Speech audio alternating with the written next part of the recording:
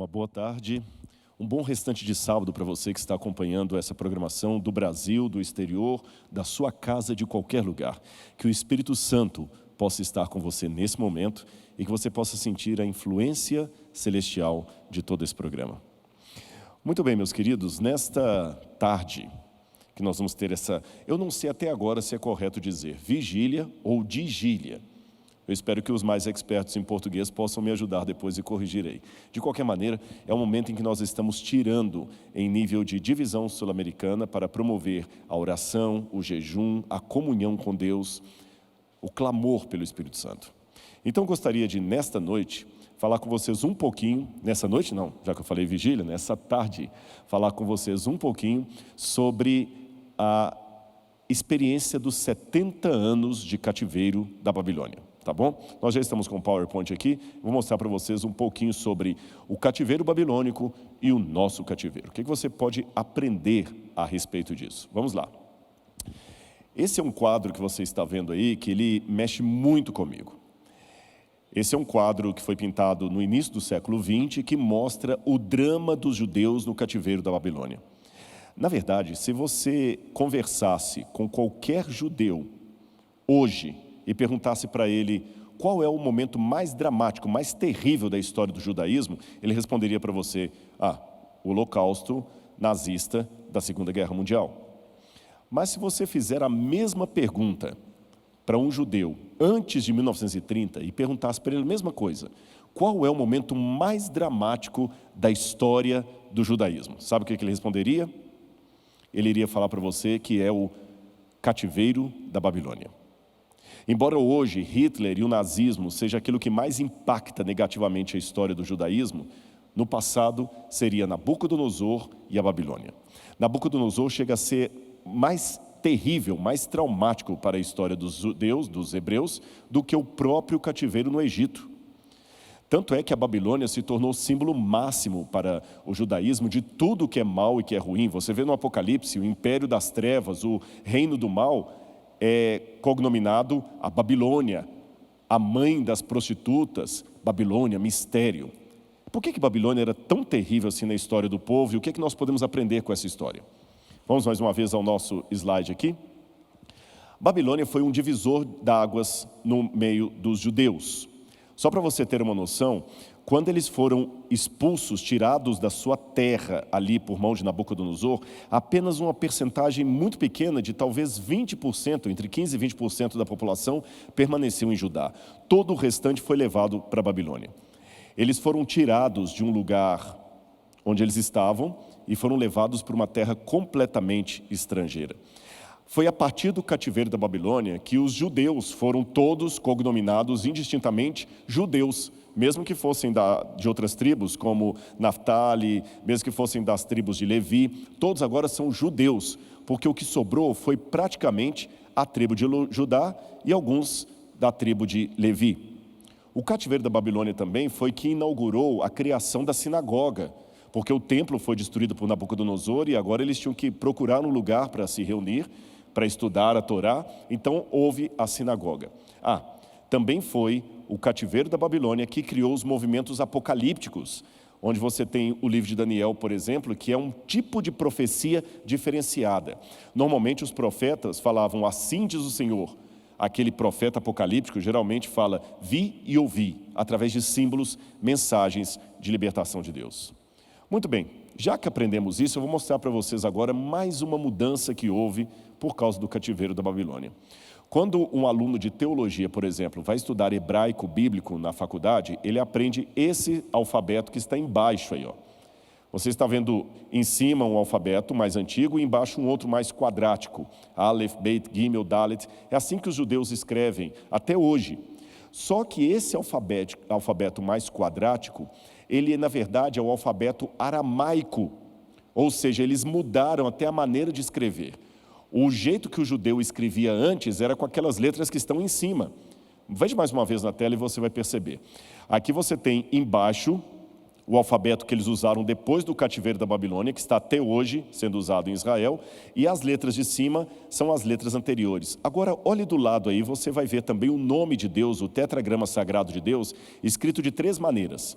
A que está na base é a maneira moderna, como se escreve o nome de Deus, e as duas de cima na letra hebraica antiga.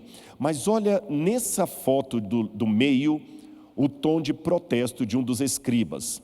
Ele escreve uma cópia do livro de Isaías em letras hebraicas quadráticas, ou seja, com as letras da Babilônia, mas quando ele vai escrever o nome de Deus, que está no meio marcado ali, volta de novo por gentileza aqui, quando ele vai escrever no meio o nome de Deus, ele usa as letras hebraicas antigas. Uma maneira de mostrar tanto a reverência pelo nome de Deus, como também um protesto contra a Babilônia. Mas eu tenho mais coisas sobre a Babilônia para falar com vocês, não é só isso não. Além da Babilônia ter sido um divisor d'águas, acabou a monarquia, agora começa um outro período, o período pós-babilônico, criaram a sinagoga, os judeus tiveram que se reinventar praticamente. Nós temos também aqui um período que foi marcado por um grande profeta do Antigo Testamento. Um profeta, aliás, que todos nós que somos adventistas temos muito contato com os seus escritos. Eu estou me referindo ao profeta Daniel, que é também chamado de o Apocalipse do Antigo Testamento. Daniel sofreu como um servo de Deus dentro do cativeiro da Babilônia. Ele foi levado para a Babilônia.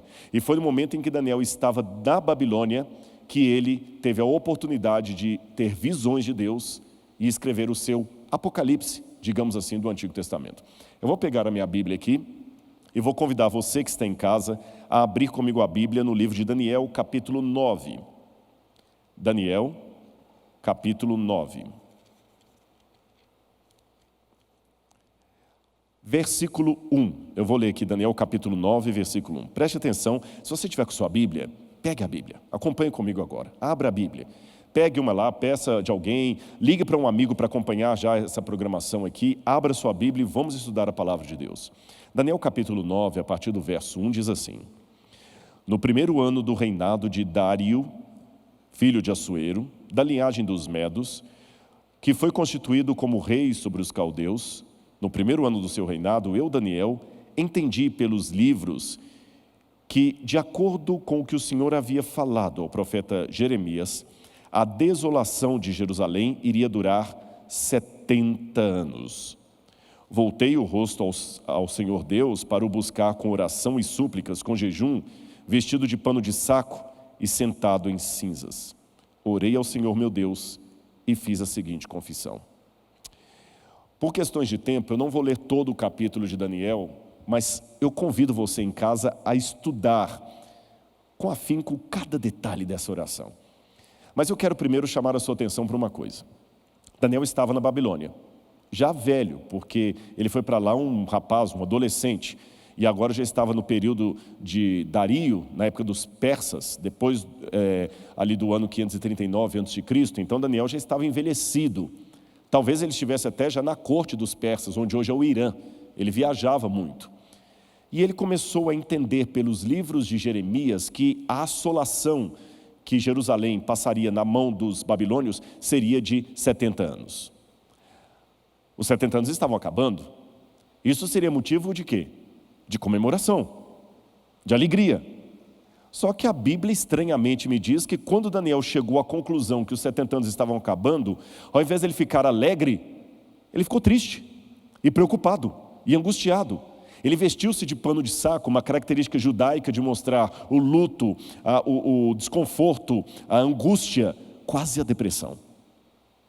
Por que Daniel, ao invés de ficar alegre e comemorar e dar um opa, aleluia, ele ficou vestido de pano de saco, sendo que o sofrimento dos judeus estava acabando? Por que essa situação, essa emoção paradoxal do profeta?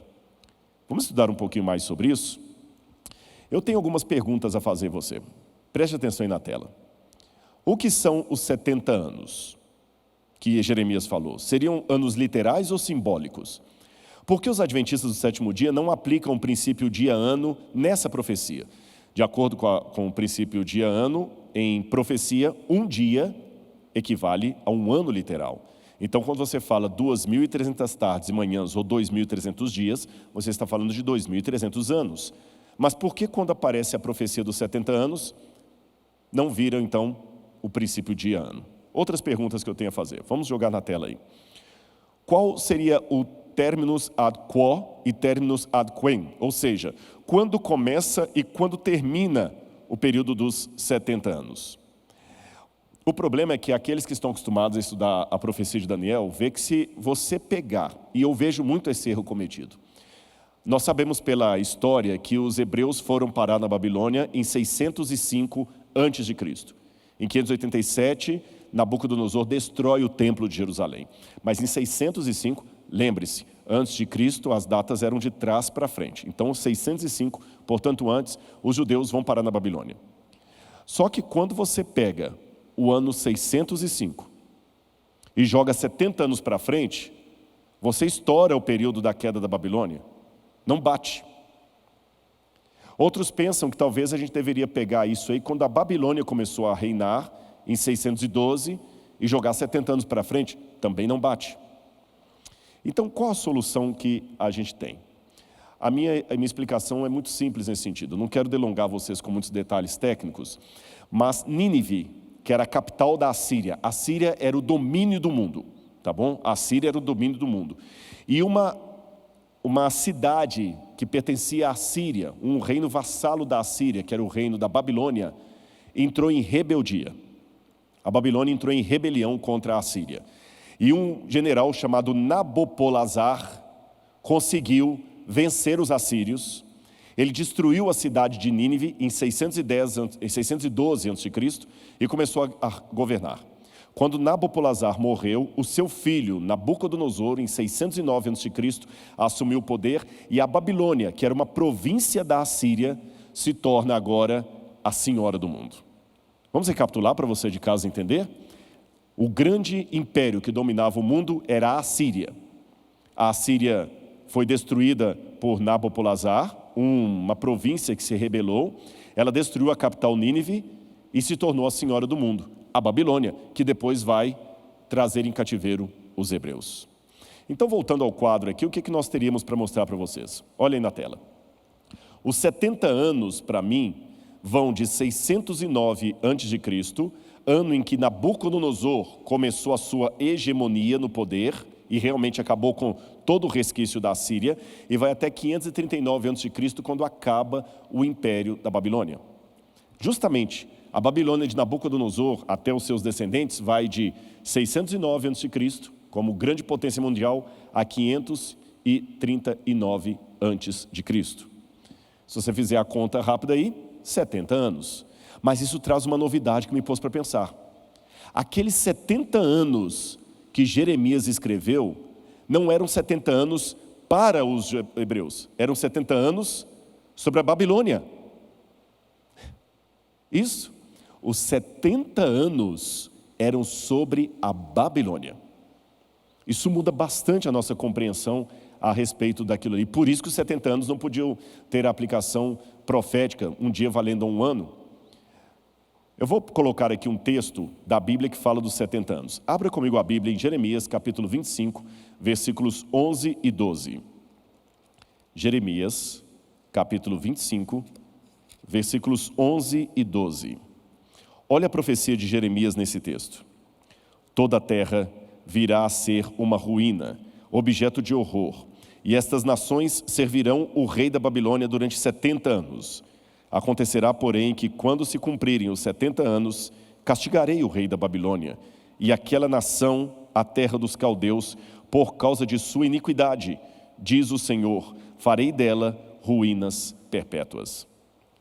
Só para você ter uma noção, isso aqui realmente se cumpriu, porque em 539 a.C., 70 anos exatamente depois que Nabucodonosor assumiu a hegemonia do poder, 609 a 539, 70 anos depois, os persas vieram, destruíram a Babilônia. E ela só foi redescoberta, sabe quando? Em 1899. Quando Robert Caldwell redescobre a Babilônia, em 1899, ela era um monturo de pedras, uma terra de ninguém no Iraque, arrasada. Se eu tivesse mais tempo na palestra, eu mostraria algumas fotos das primeiras escavações da Babilônia. Deus realmente fez dela um monturo de pedras, um monte de ruínas, como a Bíblia apresenta. Mas para ser honesto com vocês, eu vou apenas abrir um parênteses aqui em admitir que há vários problemas com esse texto. Eu vou só tomar licença para não explicá-los todos, senão vou demorar demais aqui em explicações técnicas que não vão ajudar. Mas só para você saber que elas existem. Preste atenção na tela no que eu vou mostrar para vocês aí agora. O primeiro problema é que a Septuaginta, que é uma versão grega do Antigo Testamento, ela traz essa passagem de maneira diferente do que está no texto hebraico. Por exemplo, ali não há referências diretas a Nabucodonosor ou a Babilônia. Estão faltando versos também nessa versão. E no texto da Septuaginta, os versos 46 a 51 estão numa posição e ordem diferente. E no texto grego, no texto hebraico, melhor dizendo, serão as nações vizinhas que serviriam a Babilônia, e não Judá. Na Septuaginta que seria Judá. Então há esses problemas aí. Mas deixando isso para uma aula de teologia, para não complicar muito você, algumas coisas já me chamam a atenção aqui no texto de Jeremias. O que é que me chama a atenção? Se você parar para prestar atenção, os 70 anos que Jeremias está profetizando aqui são sobre a Babilônia. 70 anos as nações vizinhas serviriam a Babilônia. E por que isso? É interessante que Jeremias vai profetizar muito a Israel para tomarem cuidado para que a Babilônia não venha e os domine. Quando você vai a Jeremias capítulo 28, você vai ver na sua tela até uma ilustração disso.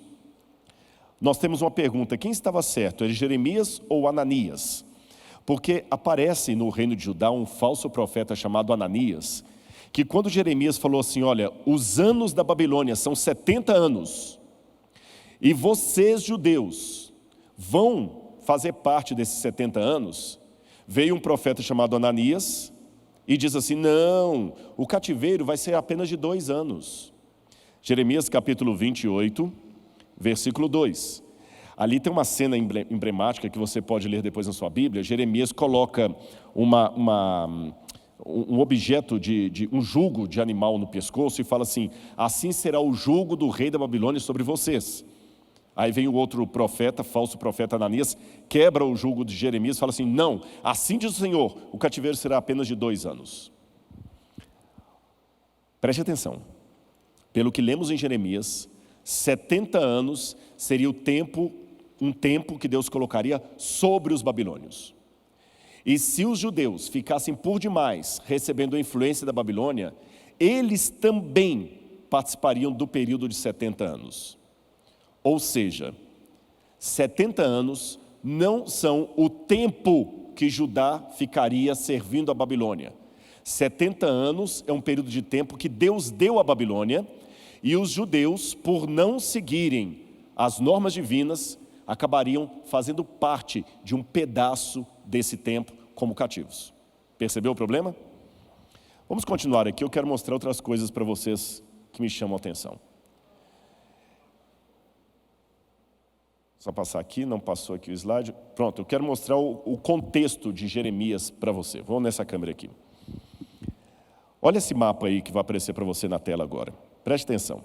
Na época do profeta Jeremias, ele fez o primeiro discurso no templo contra a apostasia do povo no ano 609 a.C. Quando Nabucodonosor assumiu o poder, Jeremias vai lá e faz um discurso.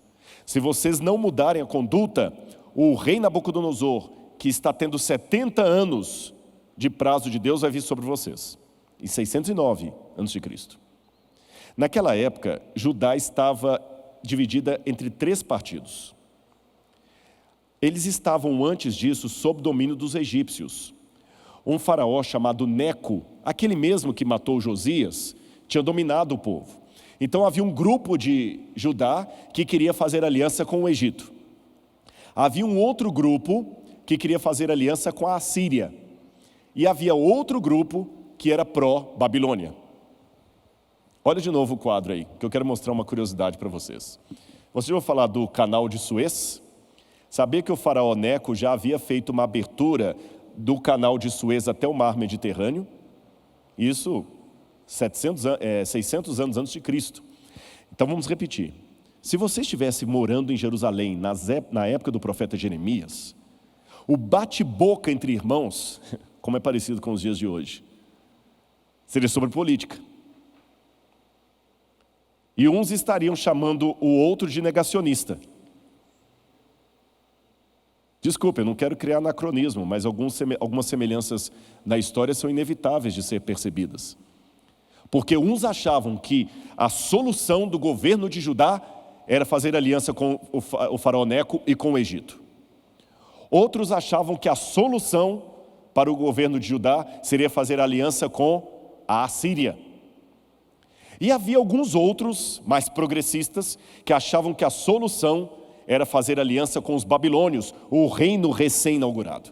Aí vem o desmancha prazeres, o chato, o perturbador da paz de Israel, Jeremias, que levanta diante do templo e fala o seguinte: olha, esse templo aqui vai ser destruído se vocês, ao invés de buscarem o Senhor, buscarem a influência dos de fora. Não se voltem para a Babilônia, não é a eles que vocês têm que imitar, muito menos a Síria, muito menos ao Egito, vocês têm que buscar o Senhor. E Jeremias parecia um louco, pegando o jugo de animal, colocando ali, falando que o cativeiro ia vir, parecia um profeta do caos. Numa época de tanta oportunidade de aliança, pastor, tanta oportunidade boa, do ponto de vista administrativo, político, filosófico, e vi esse chato desse Jeremias conservador, com picuinha. Temos que restaurar a lei do Senhor, temos que restaurar o jejum, temos que restaurar os antigos marcos. Que antigos marcos, gente? Os babilônios estão oferecendo ajuda aí. Desde a época do rei Ezequias, os babilônios já tinham mandado emissários lá a Jerusalém, que voltaram encantados. Vamos ter diálogo com esse povo, vamos agora ter uma unificação com eles. Porque o diálogo pelo diálogo é louvável, eu gosto de ter diálogo, não é problema. O problema é quando o diálogo se torna, vamos nos influenciar por esse povo. Jeremias parecia um lobo solitário, tentando dissuadir o povo daquilo. Aí você tem um outro mapa que vai aparecer para você na tela e que você pode ver. Israel estava justamente no olho do furacão, porque a Síria e a Babilônia, quando vinham atacar o Egito, tinham que passar por Israel. O Egito, quando ia se defender, passava por Israel. E tinha aqueles 3 movimentos ali, como eu havia mencionado para vocês. Aí você tem os reis, que faziam parte de toda a trama do livro de Jeremias. Josias, Jeoacás, Joaquim, rei de Judá, que vai ser levado cativo para a Babilônia. Depois Joaquim e Jeremias lá pregando. Ele era um perturbador da paz, porque ele pregava coisas que o povo não queria ouvir. O livro de 2 Crônicas vai fazer uma releitura da profecia de Jeremias. Crônicas vai lembrar de uma lei de Deus no livro do Levítico, que a terra deveria a cada quantidade de anos descansar, o ano sabático do repouso da terra. E já que o povo não estava observando aquilo, Deus provocaria o cativeiro da Babilônia para tirar o povo da terra e deixar a terra descansar. Interessante, meus amigos, Deus não é nenhum ditador. Deus não é ditador e eu não sou calvinista. Mas eu acredito que a soberania de Deus cumpre-se de qualquer maneira. Mesmo sem infringir na liberdade das pessoas, quando Deus tem os teus desígnios, eles se cumprem. Quer um exemplo para você? Você sabe que os judeus não reconhecem que Jesus era o Messias. Alguns judeus pensam que Jesus era apenas um grande mestre, um grande rabi, mas Messias, não. Mas era Israel que deveria mostrar para o mundo que o Messias veio. Porque antes da igreja, quem existia era Israel. Antes que a igreja tivesse a sua primeira Santa Ceia, eram judeus. E esse era o povo que Deus queria que anunciasse para o mundo que o Messias veio. Mesmo que aquele povo recusou anunciar ao mundo que o Messias veio e ele era Jesus, Deus permitiu a destruição do templo de Jerusalém. E destruindo o templo de Jerusalém, não pode ter mais sacrifício de cordeiro, porque o cordeiro tem que ser sacrificado no templo. Não tendo sacrifício de cordeiro, os judeus hoje celebram a Páscoa sem cordeiro. Eles estão ainda que de maneira inconsciente anunciando para o mundo, o Messias veio, nós não precisamos mais sacrificar cordeiro. Não é voluntário. Mas Deus falou, vocês vão, de uma maneira ou de outra, vocês vão falar para o mundo que o cordeiro veio e que o tipo encontrou o antítipo. Permitiu a destruição do templo, hoje não tem mais cordeiro sendo sacrificado. Assim também ele faz. E ele queria mostrar para o povo o perigo da Babilônia. Agora alguém pode falar, Rodrigo, mas estranho, porque sempre que eu estudei esse texto de Daniel, eu sempre entendi que os 70 anos era o período de cativeiro do povo de Israel ali, que Deus deu 70 anos para os hebreus. Não. Os 70 anos que Deus deu foi sobre a Babilônia. E você pode perguntar para mim, Rodrigo, mas por que Deus deu 70 anos para os babilônios? Olhe na tela e você vai entender. Jeremias 29, verso 10. Abra a Bíblia comigo e eu vou ler com você esse texto. Jeremias 29, verso 10. Diz assim: assim diz o Senhor, logo que se cumprirem para a Babilônia 70 anos, atentarei para vocês e cumprirei a promessa que fiz a vocês, trazendo-os de volta a esse lugar. Logo que se cumprirem para a Babilônia. E por que Deus colocaria um período para a Babilônia? Simples, pelo mesmo motivo que ele falou com Abraão, que ainda não havia se cumprido o tempo dos amorreus. Deus não quer que apenas Israel seja salvo, mas que o mundo seja salvo. E assim como no Gênesis, ele deu um prazo de arrependimento para os amorreus. Deu 120 anos de prazo para que os antediluvianos se arrependessem. Agora ele deu 70 anos de prazo para que a Babilônia se arrependesse. A pergunta é, será que os babilônios iam aproveitar esse tempo e se arrependerem? Aí nesses 70 anos de prazo que Deus deu para a Babilônia se arrepender, o povo de Deus acabou pegando carona na filosofia da Babilônia, e pegando carona na filosofia da Babilônia, eles mesmos acabaram sendo escravos da Babilônia, quando esse não era o objetivo primordial de Deus com os 70 anos de Babilônia. Então, repito, os 70 anos não são 70 anos de cativeiro do povo de Israel, eram 70 anos para a Babilônia se arrepender. E o povo acabou se tornando cativo, porque o próprio povo se deixou influenciar pela filosofia da Babilônia. E eu vou revelar uma coisa para vocês agora. Por que o povo ficou tão encantado com a Babilônia? Eu vou mostrar uma profecia não bíblica para vocês. Lembra que antes da Babilônia eu falei que o império mundial era o império da Assíria? Olha aí no quadro uma imagem que eu quero mostrar para vocês. Quando Senaqueribe, um dos últimos reis da Assíria, estava no poder, um dos seus descendentes, Esarhadon, era um favorito. Esarhadon, quando ele assumiu o poder, Senaqueribe tinha destruído a cidade da Babilônia. Então Esarhadon, ele escreveu sobre uma profecia. Ele dizia que a profecia dizia que Babilônia deveria ser arrasada por 70 anos. Mas que Marduk, por misericórdia, pegou os 70 anos, virou de ponta cabeça, e assim como 9 vira 6, 70 virou 11. Eu sei que em português, com os numerais que nós usamos, 70 de cabeça para baixo não vira 11. Mas volta de novo à tela. Lembre que eles escreviam, coloca a tela cheia, por favor. Eles escreviam em linguagem cuneiforme. Então esse desenho que vocês estão vendo aí, voltar um aqui, é o desenho dessa profecia. E ele diz, 70 anos são o período da sua desolação de Babilônia. Mas Marduk escreveu de ponta cabeça no livro do destino.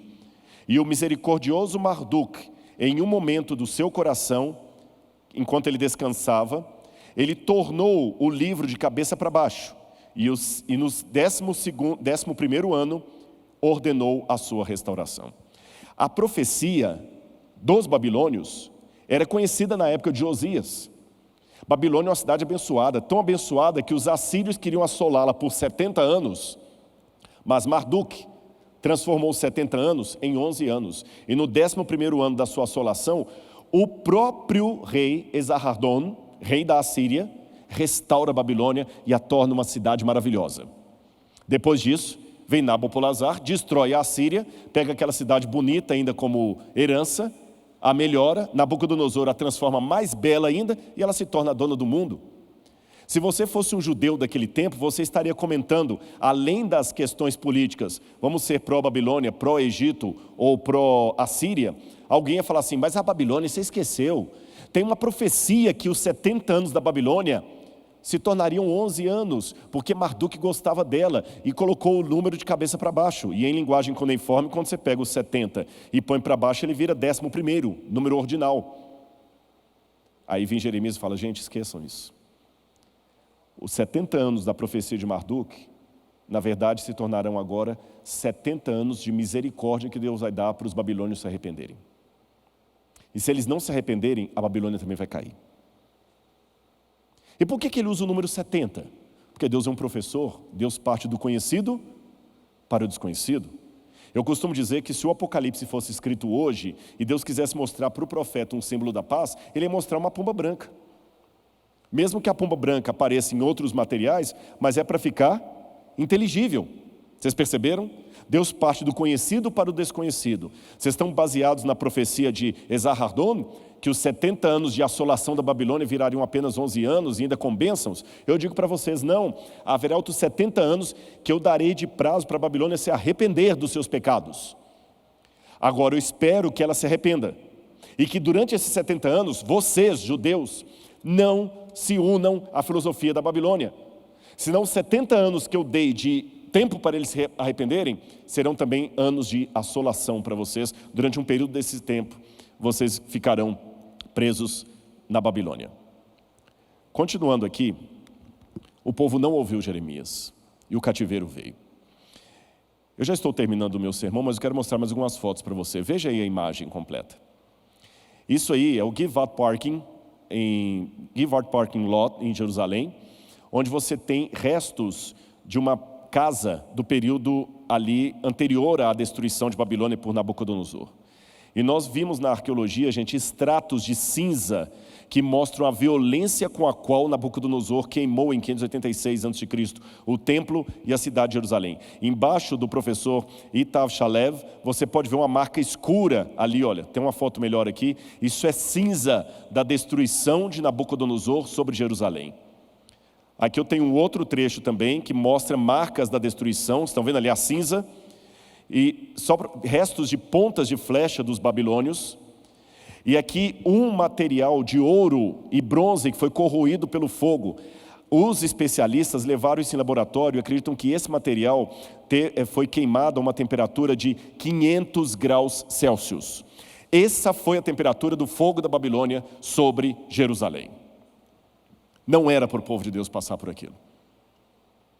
Agora, irmãos, para ir para o final aqui, que meu horário já esgotou, eu quero contar umas 3 ou 4 coisinhas para terminar com vocês. Olha na tela isso aí. Essa aí que vocês estão vendo agora são alguns fragmentos de estatuetas de deuses cananitas, pagãos, que nós temos na coleção de arqueologia do UNASP. O que me chama a atenção, você tem Áshera ali, é que esses fragmentos de ídolos foram encontrados em Judá, em casas de judeus. Quando a gente escava e encontra um extrato anterior ao cativeiro da Babilônia, é muito fácil encontrar estatuetas de deuses em casas de judeus. A Bíblia passou a ter um outro significado para mim quando eu comecei a ler isso depois da arqueologia, que eu vejo o profeta falando, lancem fora os ídolos, não vão adorar nos lugares altos, e eu vejo aquele monte de estátua ali, eu vejo como o povo era tardio em ouvir a palavra do profeta. Ele pregava, o Senhor mostrava os sinais, e o povo continuava adorando outros deuses. Depois do cativeiro da Babilônia, nós não encontramos mais nenhuma estátua de deuses pagãos em assentamentos judaicos. São extratos. Quem se queima com leite quente assopra até iogurte. Deus precisou trazer o flagelo de Nabucodonosor para o povo aprender. Segunda coisa que eu queria chamar a atenção de vocês.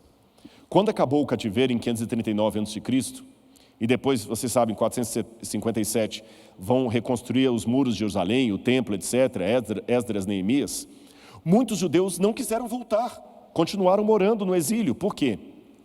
Esse quadro aí vai responder a você por quê. Muitos judeus, esses são tabletes de uma coleção que já foi exibida na Inglaterra, que mostram recibos de judeus que viviam na Babilônia. Os judeus durante o cativeiro se enriqueceram lá, se apropriaram de coisas da Babilônia, ficaram ricos. E voltar para Judá agora, não faria a pena voltar para aquela periferia se estamos na Nova York do mundo. Muitos não quiseram voltar para casa. E o que eu aprendo de tudo isso? Essa é a conclusão desse sermão. Eu comecei com a oração de Daniel capítulo 9 e eu termino com a oração de Daniel capítulo 9. Você lembra a pergunta que eu fiz? Por que Daniel estava entendendo que os 70 anos que falou Jeremias estavam acabando ao fim, e chegando ao fim, e ao invés de Daniel se alegrar, ele ficou angustiado? Simples. Ele percebeu que o tempo que Deus deu para os babilônios se arrependerem havia chegado ao fim. E esse tempo coincidia com a época em que Deus ia deixar o povo voltar do cativeiro. Só que não adiantava o povo sair do cativeiro se o cativeiro não saísse do povo. O povo continuava por demais preso em Babilônia. Por isso Daniel estava angustiado. Eles estavam no limiar da salvação, mas o povo poderia fazer com que aquilo se delongasse. E delongou mesmo. Porque, eu não vou entrar no mérito da questão, mas vocês sabem que as profecias de Deus são condicionais. A volta de Jesus já poderia ter acontecido. Mas pelo nosso comportamento, e a Ellen White fala isso, nós ainda estamos aqui, mas eu não precisaria estar fazendo essa live da Igreja Central de Curitiba. Eu poderia estar realizando isso aqui debaixo da árvore da vida. Estamos atrasados. Não vou entrar no mérito da questão, mas vocês sabem que nós estamos atrasados. Jesus já poderia ter vindo. Ellen White fala isso. Quem sabe o Messias poderia nascer nos dias de Isaías, porque ele falou no capítulo 7, eis que a virgem, a moça, a donzela, engravidará e dará à luz a um menino, ele chamará Emanuel. Talvez o Messias podia nascer na época de Isaías. E não nasceu por causa que o povo não estava preparado. E assim como o povo, saindo do Egito, podia entrar em Canaã em 40 dias, mas demorou 40 anos. O Messias podia ter nascido na época de Isaías, mas demorou séculos depois por causa do povo. Nós já poderíamos estar no céu e ainda estamos aqui. Deus falou, Daniel, fica tranquilo. Eu sei que o povo não está preparado. Eu vou cumprir minha promessa, eu vou tirá-los do cativeiro. Mas 70 semanas de anos, 490 anos ainda estão determinadas sobre o seu povo. Para que eles possam se arrepender. Para que eles possam agora tirar o sacrifício, para que eles possam realmente voltar para mim. Assim como eu dei 70 anos para a Babilônia se arrepender, eu vou dar 490 anos para vocês se arrependerem. Por isso que o fim das 70 semanas dá com o apedrejamento de Estevão, quando Deus ali sela o destino do povo. Eu vou dar 490, eu dei 70 para os babilônios, vou dar 490 para vocês. E vou prometer mais, durante esses 490 o Messias vai vir. Última coisa que eu aprendo de Daniel. Daniel estava angustiado, ele não tinha um olhar com óculos cor-de-rosa, mas ele tinha esperança. E na oração dele ele fala, Senhor, nós temos pecado contra Ti. Nós temos falhado. Uma pergunta para você que está me assistindo de casa. Deixa eu falar nessa câmera aqui mais fechado. Você está chateado com os erros do povo de Deus? Não entendo. Está revoltado até? Não entendo. Por que a Babilônia veio? Resposta óbvia, porque o povo estava em apostasia. Ótimo. Será que o flagelo atinge apenas os apóstatas? Daniel foi levado ao cativeiro também. Você está disposto a ir para o cativeiro do povo de Deus, mesmo que você não se considere um apóstata entre o povo de Deus? Você está disposto a suplicar pelos pecados de Israel, falando na primeira pessoa do plural, nós temos pecado contra ti, como fez Daniel, ou você só é o denunciador de plantão? Lembre, o selo de Deus, segundo Ezequiel, será colocado sobre aqueles que gemem e clamam pelos pecados de Israel. E para terminar, por que a volta de Cristo está atrasada, Rodrigo? Eu não posso ficar com essa dúvida. Olha essa imagem e você vai entender. Por que a Ellen White fala que a volta de Jesus está atrasada, mas por outro lado fala que os acontecimentos de Deus não têm tardança nem adiantamento? Olha essas 3 imagens. Um trânsito. Quando você sai de casa no trânsito, ele dá assim, olha, você vai gastar 20 minutos até o local do destino, que são 22 quilômetros. Só que imagine que durante o trânsito você pega um engarrafamento, você entra numa via errada, você para comer um lanche. O que o Waze vai fazer? Ele vai atualizar. E o que seria 20 minutos pode passar 30 minutos, 40 minutos. Você pega a hora do rush, o Waze vai atualizando. É isso que acontece com a profecia. Deus já tinha lá atrás o dia da volta de Jesus. E no Waze de Deus ele sabia que a volta de Jesus poderia ser no ano tal. Mas daqui até o ano tal, se no automóvel da igreja eu tomar ruas paralelas, parar o carro para lanchar, não vão ser 20 minutos. O Waze profético de Deus vai ter que reatualizar e recalcular a rota. Principalmente se eu sair do caminho que Ele me mandou e entrar por outra via. Aí para voltar lá, você vai ter que voltar daqui a 2 quilômetros pegar um retorno. Por isso que a volta de Jesus, embora já esteja determinada pelo Pai desde o início, ela também está atrasada.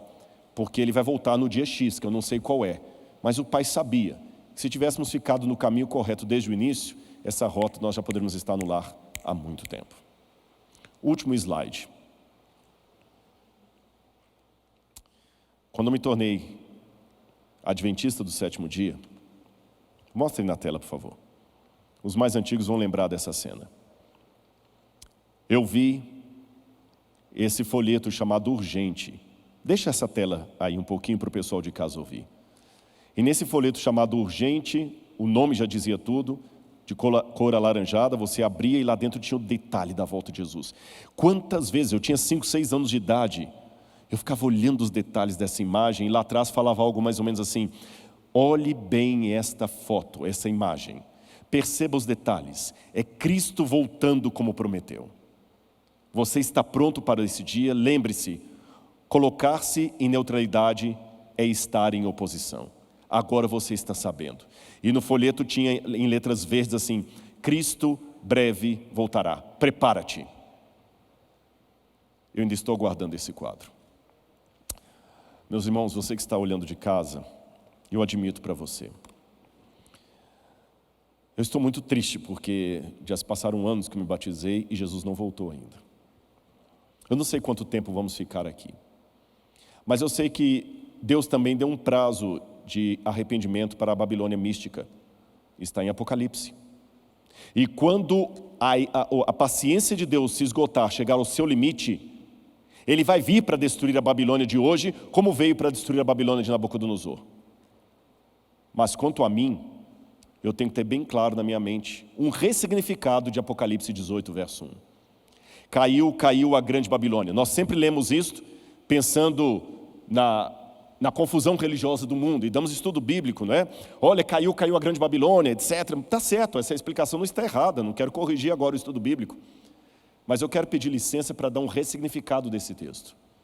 Quando ele fala caiu a grande Babilônia, logo em seguida ele diz: sai dela, povo meu. E a gente sempre lê assim: sai da confusão religiosa, povo meu. E está correta a explicação, não quero inovar aqui. Mas eu tenho que fazer também uma leitura pessoal daquilo, porque Babilônia pode estar aqui dentro por minha culpa. Babilônia não é só um lugar geográfico, pode ser um estado de espírito. E eu termino a minha mensagem aqui, já preparando o caminho para os outros que virão, fazendo a mesma aclamação de Apocalipse. Em breve ouviremos: caiu a grande Babilônia, e se tornou esconderijo de toda árvore imunda e detestável. Sai dela, povo meu. Essa profecia para mim tem 2 sentidos. É o povo de Deus, sincero, que está espalhado na confusão religiosa desse mundo de Babilônia, que vão sair unir aos remanescentes, e aquele que faz parte do remanescente, mas que ainda não entendeu, que ele até saiu da Babilônia, mas a Babilônia não saiu dele. E você? Está disposto hoje a fazer esse pacto com Deus? Saia de Babilônia. Por mais que as profecias assírias a pintem como a melhor oportunidade para o povo de Deus, Babilônia não é o nosso lugar. Babilônia é o nosso desterro. Devemos almejar a volta do Senhor, o céu. Como aqueles judeus que no cativeiro, sempre saudosos de Jerusalém, diziam: Lashaná Rabaa Beirushalayim, ano que vem Jerusalém. Que esse possa ser o nosso lema. Ano que vem, a nova Jerusalém. Que Deus abençoe você e sua vida. Amém. Eu gostaria de convidar apenas os irmãos que nós possamos fazer uma oração nesse momento, tá certo? Porque essa programação, você está acompanhando aí em vários lugares, ela é de jejum, oração, reavivamento, confissão de pecados, busca do Espírito Santo, estudo da Palavra de Deus. E a minha apresentação aqui foi apenas o começo de várias outras que virão. Feche o seu olho comigo agora onde você está e vamos clamar ao Espírito Santo que seja derramado sobre o seu povo. Senhor, meu Deus e meu Pai, no sagrado nome de Jesus eu te suplico as tuas bênçãos sobre nós. Arranca a Babilônia de nós, Senhor. Não apenas nos arranque de Babilônia, mas arranque também Babilônia de nós. Elementos estranhos que nos fazem confundir entre o Jeremias, o profeta verdadeiro, e Ananias, o falso profeta. elementos estranhos que nos fazem chamar Jeremias de perturbador da paz, de tradicionalista, e nos fazem abraçar uma ideia tão boa como de Ananias, que diz, não, não será tão ruim assim. Tira-nos de Babilônia, Senhor, mas tira a Babilônia de nós. Somos o teu povo, Pai, e como expressou o profeta Daniel, temos pecado contra ti. Mas ouve, ó Senhor do céu, o clamor do teu povo. Traz a volta de Jesus novamente a esse mundo. Perdoa os pecados do teu povo, Senhor. Perdoa os nossos pecados enquanto líderes, enquanto pais, enquanto professores, enquanto jovens, enquanto membros do coral, enquanto diáconos, enquanto anciãos, enquanto diaconisas, dorcas, não importa. Perdoa os nossos pecados, Senhor. Coletivos e individuais. Restaura o teu povo, Pai. Tira-nos de Babilônia. E tira a Babilônia de nós. Em nome de Jesus. Amém, Senhor.